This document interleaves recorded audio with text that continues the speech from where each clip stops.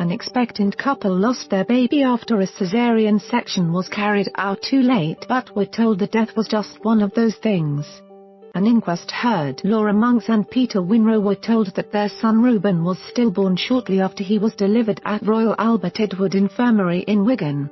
In November 2011, Ms. Monks told a coroner's court that she and her partner were told that the death of their baby was just one of those things, but it has since emerged that he could have lived if doctors had delivered him sooner.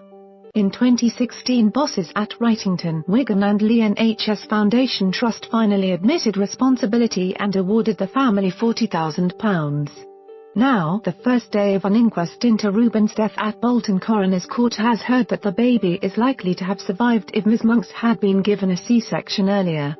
Ms. Monks visited the hospital concerned that the baby wasn't moving and was attached to a fetal heart monitor at 12:25 p.m. on November 19. Around 90 minutes later, the monitor, or CTG, showed that Rueben's heart rate had some abnormalities known as a pathological trace.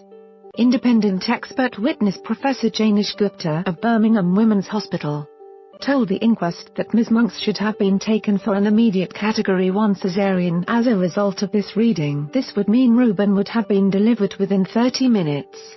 Instead, medics opted for a Category 2 caesarean, which have to be performed with 70 minutes. The delivery, however, then didn't take place for another 105 minutes at around 4:30 p.m.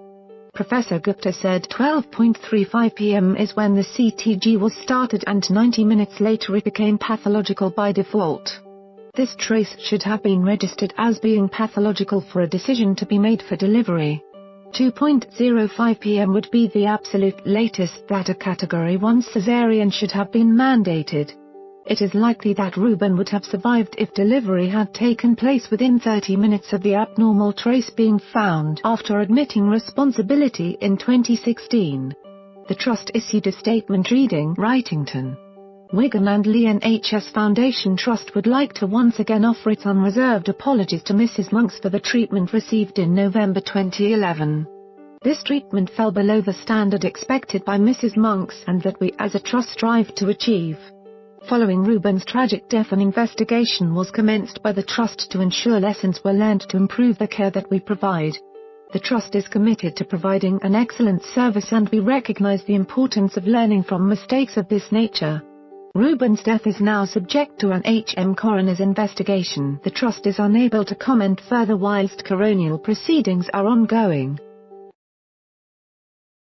Tell me where the freak's at.